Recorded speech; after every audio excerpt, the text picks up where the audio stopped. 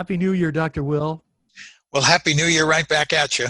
What better way to start the new year? And I guess anybody who thought that things were going to become immediately less weird after, say, the election are sorely disappointed at this point. Getting down to a limited number of days before we can say, okay, we can go forward. Right. And to keep looking at it as a limited number of days is fun. I would like to think that, the weirdos, some may go back in hiding, but I kind of don't. I think that there could be a constitutional amendment to say the election is held on November, whatever, 48 hours, the new person comes in. None of this waiting for 90 days. Just it's over. Go away. I think some of the rules are going to need to be looked at anyway. Certainly Yes. need to be changed. Absolutely. I've always thought, yeah, let's move on. Like election day should be the day. It shouldn't be this much time. This is ridiculous. There should just the same way there shouldn't be 2 weeks from the end of the NFL season to the Super Bowl. Right. It used to be 1 week, and they expanded it to 2 so they could spend more time talking about football, which Exactly. is really a subject that you can exhaust pretty quickly. And I'm no athlete, but it would seem to me that even the athletes might sometimes, do I really want to kind of like let down? I mean, I'm really pumped up and we've gotten to this point and, they're eager to go and they'd rather do 1 week of their, I may be wrong, but what do I know? I know nothing. But I do know what you're saying is right, that it is too rich an opportunity to make more promotion and money. Yeah. And again, I was shocked when they came out with 24/7 sports channels. For cable. Really? Yeah. What? You're going to talk about it 24 hours? Yeah, exactly. My whole sports conversation, and I like sports, but my whole sports conversation in a day will sometimes be nothing more than what the Cubs do. Yeah, that's right. Okay. That's it. Back in the day, who thought there was a market for, Pakistani cricket? There was. When ESPN started and they didn't have any other major sports on, they had all kinds of cool stuff. I learned about Australian rules football watching them. Yeah, that's right. Which is basically, for people who haven't seen Australian rules football, it's kind of a cross between soccer and rugby with a pretty good portion of the violence you see in American football, all put together. It's kind of like, well, it's a game that was invented in a penal colony. So, yeah, but here's a little mind fantasy game. When you get to be of a certain age and you rethink, that how I would like to, opportunities that I missed.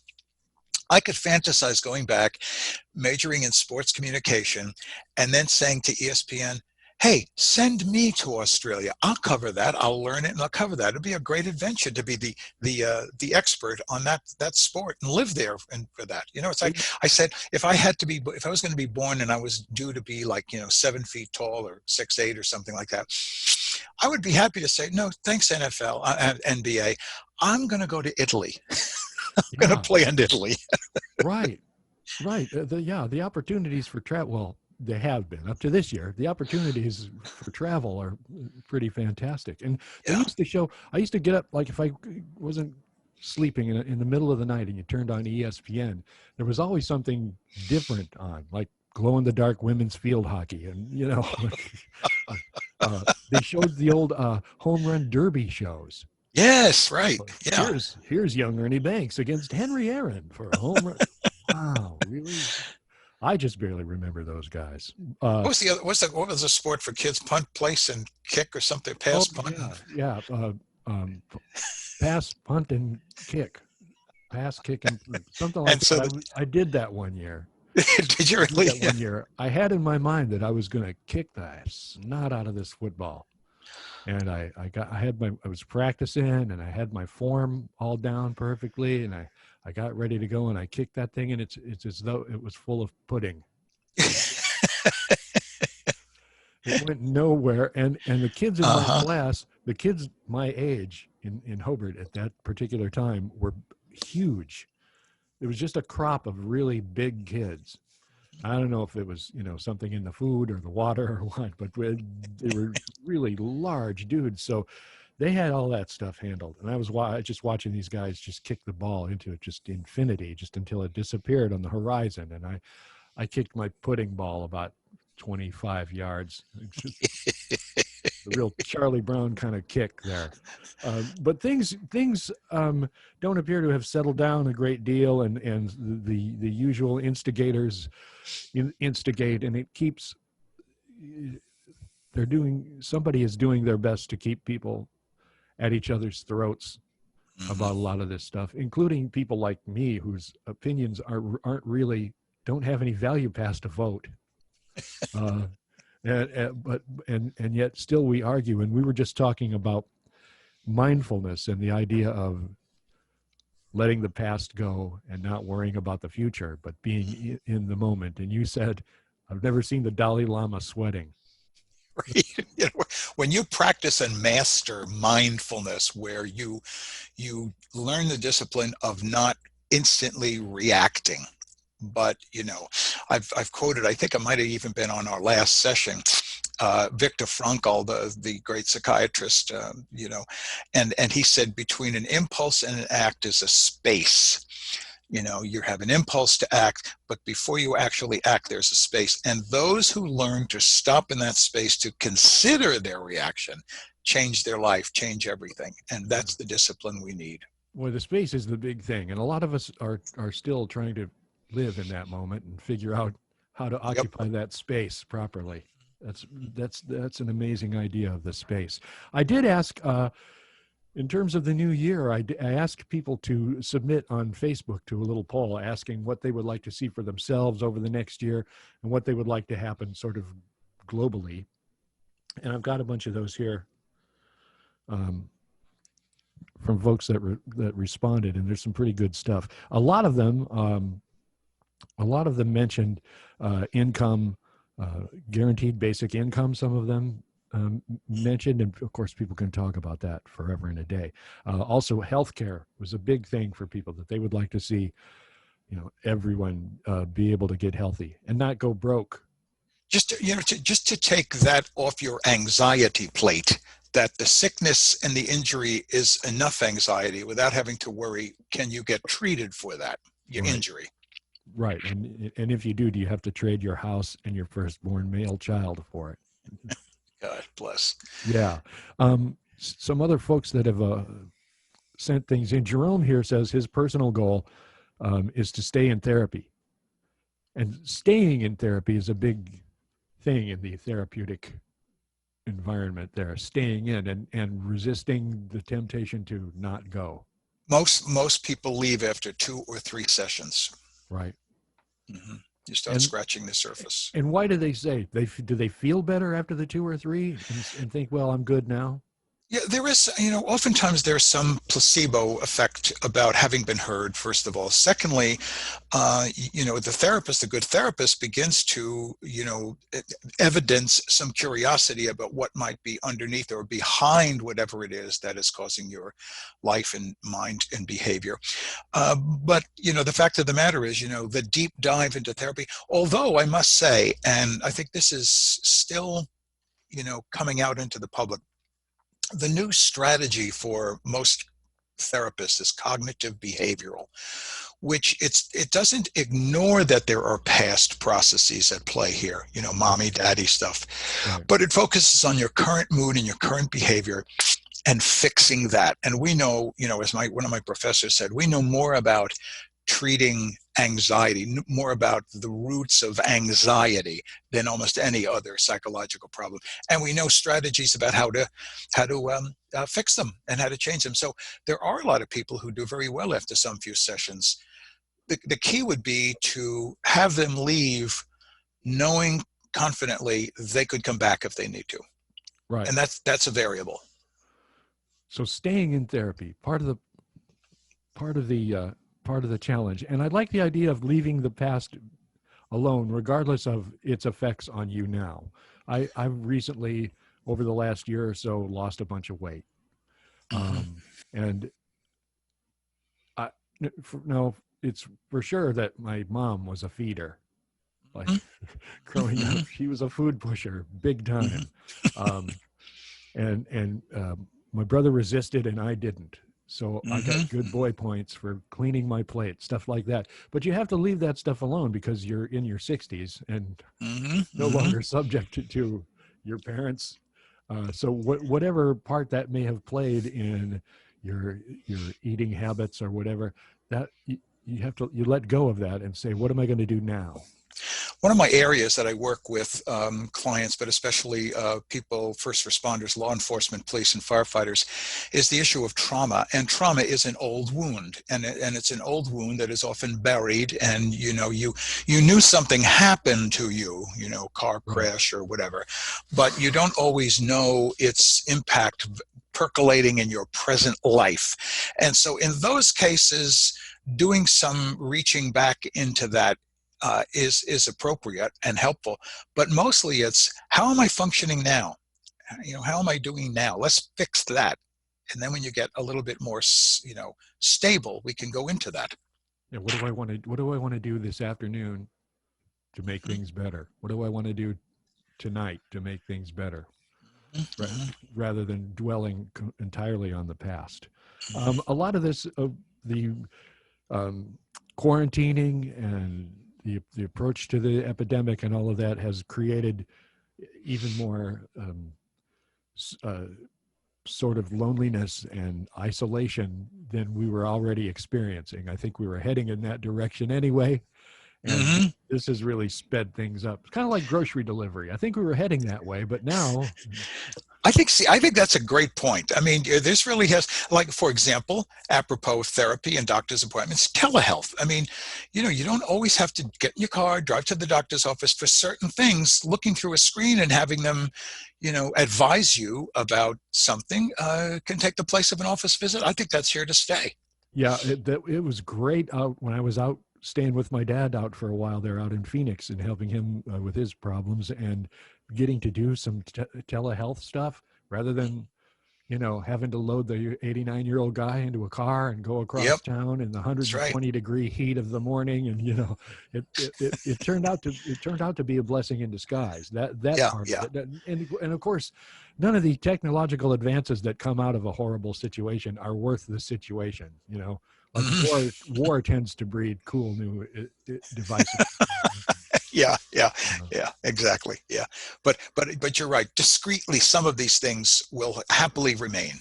yeah, I think they will. I honestly don't mind going to a restaurant and having them bring food to my car I and don't driving either. home. I don't. I'm into the I don't. drive up window big. Drive up window is not a bad thing. The delivery of your dinner. Wow. Yeah. Some places even bring drinks. I'm not sure that would have been really bad for me when I was a kid. That would have been horrible. I thought about that when somebody started delivering cookies on campus. Thought, You know, oh we, my God, those of we us in think, the 70s, we would have eaten ourselves huge.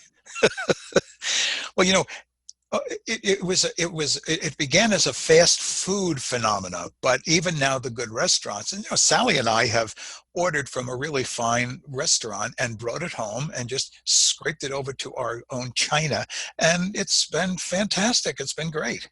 Awesome. Very awesome. As an answer to some of that isolation we talked about, a friend of ours by the name of Jessica Billy. Jessica lived here some years ago. She's a really fine musician and singer and songwriter and writes and does incredible art. And she has an art project called People Who Live Alone. Mm, And she's doing portraits of people who live by themselves. wow. And they're very interesting. And she's got a huge collection of them already and trying to do more. And it's called People Who Live Alone. Her name again, Jessica Billy, Billey. And she has a GoFundMe on GoFundMe.com to continue her art project. And I hope that that works for her and gives her some financial stability to keep this thing going because it's pretty amazing. And when you know the subject matter and then you start looking at these portrait subjects, you can actually see the isolation in people's faces. It's It's as it's been something that I've been studying and worrying about in culture for decades with my right. colleague at Purdue, Glenn Sparks, and the idea, we call them refrigerator rights relationships, not being stripped away from, I guess, what you would call what is akin to family relationship sets, you know, Yeah. brothers, sisters, aunts, uncles, all of that stuff. And it's pretty lethal. It's deadly. It really is. Well, my friends that had refrigerator rights still have them, but I have it on an extension cord in the front yard. So they have refrigerator rights, but they can't come in. That's all there is to it. Here's some people who along with the isolation thing, Camilla would love to be able to visit her granddaughter in Oregon. She's 1 and she hasn't held her granddaughter yet. Those are really unfortunate things that have happened as a result of all this. Cheryl wants to spend even more time with family and never take family gatherings for granted ever again. And I have never been a champion of family gatherings. My family doesn't do that. Hasn't done that over the years a lot, but I won't take them for granted. I definitely will, and I definitely will organize more of those kinds of things, I think, in future. And again, lesson learned from a way we'd rather not learn a lesson, but taking family, even the people that I don't care for, I kind of miss a little bit. And now I would probably be cured of that quickly by having them around, but still. Hey, Rick, it's an interesting point. Like, for example, being forced into isolation, we're trying to cope. And I know some are doing it better than others. Sally and I are doing pretty well being, you know, alone and isolated. So when we can come back and gather with other people, I'd like to believe, maybe it's a fantasy, that there'll be a better life balance of enjoying our time away from people, enjoying our time with people, and going back and forth. Maybe that will be something that it'll be interesting to see how that plays out. Yeah, some people will find that balance. I think other people will snap right back to whatever it was they were doing before. Hard to say. For everybody, Beth says, for everybody, universal health care. For me, a cure for TMJ, so I can play sax and clarinet as much as I want. Because if you've got physical pain when you play, that's tough on a musician. You bet. My friend Jamie wants to be able to play piano without getting a huge pain in his back. I have arthritis in my hands, and that ended my years and years of guitar playing. And it's really, it's terrible. It really is. It's bad to have that kind of pain. So then he wishes for several other things, but that's my friend Jamie, who actually is a pain in other people's backs when he wants to be. So that's Brad here has a comedy tour business, stand-up comics in Gatlinburg and in surrounding areas around there, and stand-up comedy has not been helped at all. No, and I can't wait to get back on stage. You know, I just spent so many decades as a stand-up, and I can't wait to get back on stage and do my thing, my one-man show. So I'm looking forward to that. You don't have to go to the lengths one might have gone before to make people feel strange and uncomfortable. Like Gallagher just needs to stand on the stage and cough now. He doesn't need to hit a watermelon to really kill it out there. This Brad also is a Republican. And he says that he'd like to see the fringe element out of that party. Yeah. The Trump and the QAnon type of stuff. And that just goes back to even this fellow who is a Republican, he recognizes the need for what somebody in the New York Times referred to as a shared reality. Yeah, right. Exactly. About that stuff. Is the truth. Yeah. Really, something happens and you hear from everyone, and everybody becomes an expert because everybody's got a platform. Yep. And sometimes one thinks back to when there were like 3 dudes doing the news in the evening for an hour, and that was it. Yep. Again, it's the amount of talk, I think, that really creates some of this noise. And regardless of whether you see bias in whoever it is that's doing the talking, there's just a lot of yakking. Yeah, and guess what? And they're doing it for money. I mean, most of the pundits and others across the spectrum, let's face it, they're millionaires. They are rich people getting paid millions to do what it is that they do. Yeah. And, so. Mojo here says he'd like to see an international day of no music implemented. 24 hours of nonstop, 100% absence of music. No music radio, no bumpers, no underscore, no ad music, no elevator music, no live performances, no nothing. I've heard some folks say that after all this, they're going to get back to going and seeing live shows and supporting the arts, and he wants to put that to the test. Interesting. George Carlin used to have a line where he'd say, I can do world peace, 24-hour day, 7-day a week, folk dancing. It'll straighten everybody out. That'll straighten everybody out, and it will literally straighten you out if you're doing that Irish stuff, which is, Western Europe kind of no hip movement dancing. It's all the feet in river dance. That's an interesting thing. If you subtract more music out, which and a lot of music has been subtracted by this current situation, if you take it out of your life entirely, you wouldn't know how badly you need it in there Yep. without having that in there. Jason here says, and he's a fellow that I know who's spent a lot of his time in the radio business, and the radio business has not been good to a lot of people as this pandemic has raged on. They're rethinking how many actual human beings they need to run radio stations, and it hasn't been good for him. And he's considering a career path away from radio. Mm-hmm. And he says he wants to be able to remove pride and ego to accept where his career path leads outside of what he wants to do. And he's somebody who could take a lesson from your idea about creating the best life outside of your job that you can do.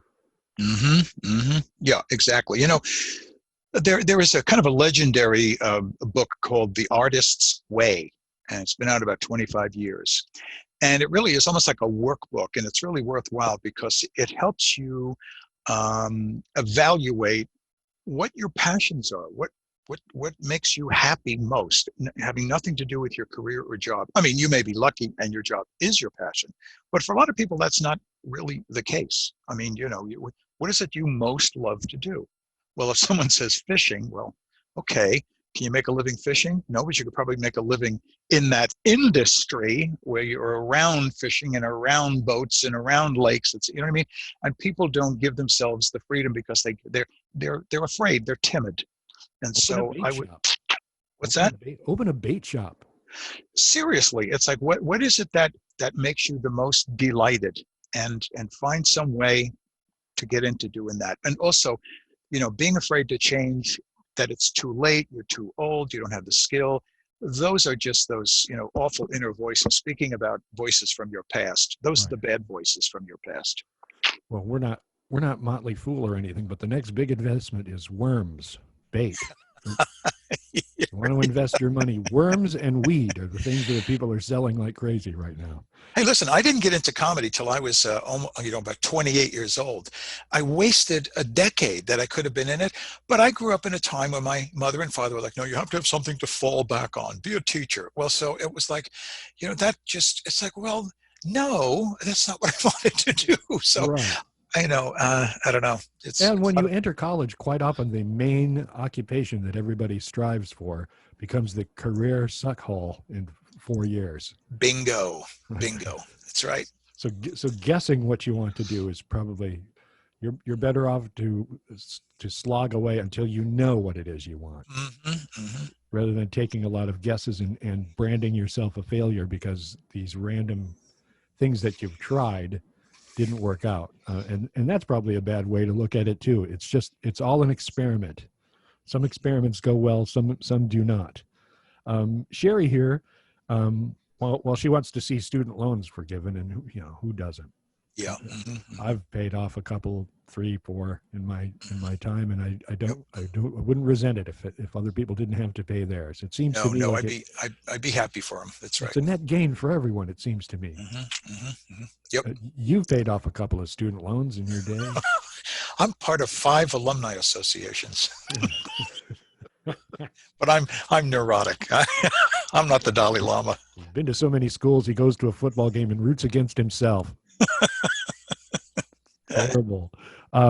Jen wants to reconcile with in-laws, and she doesn't go into detail, thankfully, about why that's required. But reconciling with people that you've had a difficult experience with after a time like this, when you see people taken so quickly, is again another offshoot of all of this, that maybe people are going to repair some relationships. Yeah, and you know what? And it's obviously a reconciliation is goes both ways, and oftentimes is very painful when you reach out on your part of the reconciliation, and it's not met with in kindness, and you have to be able to go into that without any expectation. Just submit your kindness, apologies, remorse, atonement, etc., and just let it sit there, and then leave it up to them to come back to you and be willing to tolerate what it is that they want to push back on, and then just let it rest. Right. Yeah. And not to be surprised if every single person in your life doesn't think you're the greatest ever. Yeah, right. Exactly. Yeah. You know, I've Yeah. had people give me withering criticisms before of something I've sung or done, or Hmm. when you're on the radio and you're a little bit of a public figure, everybody's got words for you, and you just learn how to take that stuff, and you're not gonna you don't want to take everything personally, and you don't want everything to scar you and trigger you that occurs. You just have to have a little bit of hide if you're going to go out in front of people and do stuff. In my business, it was called heckling, Heckling, indeed. being heckled.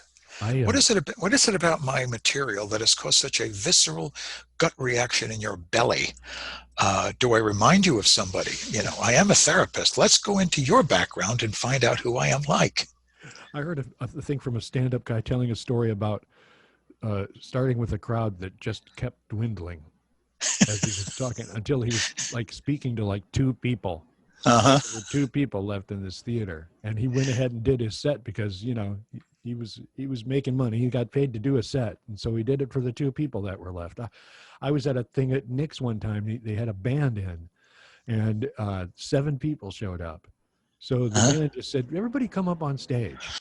And we just came up on stage with them and sat among them while they played. It was, we turned that into a good, Yeah. situation. And but yeah,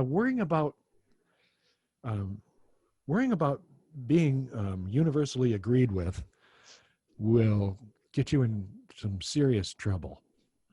You're going to end up in the personal hurt locker.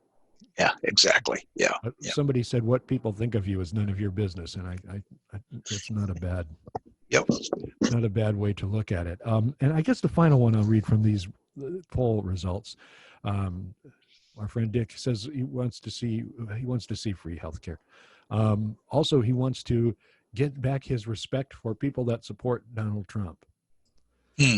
Yeah. And people on either sides of the Great Divide may have come up um, with some bruised, scarred, ended relationships over it all, and people may want to find their way back to those some of those relationships, and not let the politics completely ruin their relationship with another human being. Is that something that people can work at? Well, all of us are knowledgeable and have insights about the course or the track of the phenomena of Donald Trump. And there was great dissatisfaction and even real fury and anger at how calcified Congress and leadership was. I asked a friend of mine who he wound up supporting Trump. I don't know where his head is now. Was a very successful businessman. He's not a millionaire, but he's successful, and he works with successful people. And I asked him one time, kind of, I said, "Have you ever known?" Because he knows a lot of politicians. Have you ever known someone who went into Congress as a middle class person, who came out as a middle class person? And we both laughed uproariously. And that cynicism was afoot and widespread. And the word that Steve Bannon used all the time, who helped get him in, was to be a disruptor, to someone to turn over the apple cart the way it was. And that, I think, was the driver for an enormous number of people who are looking for this to change. And lo and behold, he delivered on that. I mean, he delivered on a lot of that stuff. So that, taxes and income and all that. What they didn't calculate was that they didn't really understand how unwell he was as a person, as an individual. I mean, all of us from New York knew that you batty around this term narcissist. Well, yeah, of course he's a narcissist. But when you become malignant or a virulent narcissist, that goes into sociopathy. Then you're a sociopath, which means you have no feelings for anyone else other than yourself. And at the end, the franticness with which he is dealing with this now has revealed what any clinician could have seen was a risk with this guy, that he's unwell. And so whatever the millions of people who supported him, I think sometimes we can overstate how many are still with him. I mean, there's a chunk of those people, but a lot of people, have said, I liked a lot of what he did, and I wish we could get back. We don't want to lose all of that, but yeah, I mean, I get it. He's not, I can't be following him down his rabbit hole. Yeah, Some are. sometimes the apple cart needs upset. That's right. That's Sometimes right. it needs shaken a bit and emptied out. The problem is that after doing that, you don't want to poop on the apples and throw them at people. That's right. Exactly. You know what? One of the terms that's kind of entered the American vocabulary is tribalism, and we know what that is. And you're part of your little gang or tribe. And psychologically, I got to tell you, as a therapist, being passionately part of your tribe is a feeling of belonging at a time when you don't really belong. And so, shaking people out of that is no easy thing, because they're just belonging to something that is less a healthy belonging choice than other belongings. Go to church. Yeah, I think a lot of it. Yeah, there are plenty of clubs. Go to the Yeah, gym. that's right. Well, and I just kind of, in some ways, misspoke, because I said go to church. Hello, the church has colluded with that a lot of times, and fused those two things about the politics and the religion and all of that, and that just throws gas on the flame of that tribalism. Yeah, well, if you're going to the great mall of spirituality, you've got to pick your shop. That's great. Like Yeah. some people are ending up, they go to that mall and they end up at Spencer's Gifts. Right. It's like, go turn around and go back to Sears or Macy's or something more. Yeah, find a nice place. J.C. Penney. I hope that the upcoming year is better for all of us. I hope you have a good one. I'm very optimistic. I'm optimistic, and I'm optimistic about some of the things you and I are going to be able to do creatively. I'm eager to get back on stage, and with my performance one-man show. And I know I just have always just been wowed by your music, and I think the tenor and the taste of your music art is pretty congruent. We've talked about doing stuff together, and I think we'll have a good time. Well, Will is thrilled by my music, which means that he has a lot of knowledge in a lot of areas, but music isn't one of them. Now stop that. Just so you know. Don't you be dissing my opinion. Thanks a bunch. I really appreciate you doing this with me, and we'll do some more, and we'll do it again. Do it again. Okay. See ya. Thank you, buddy. Bye.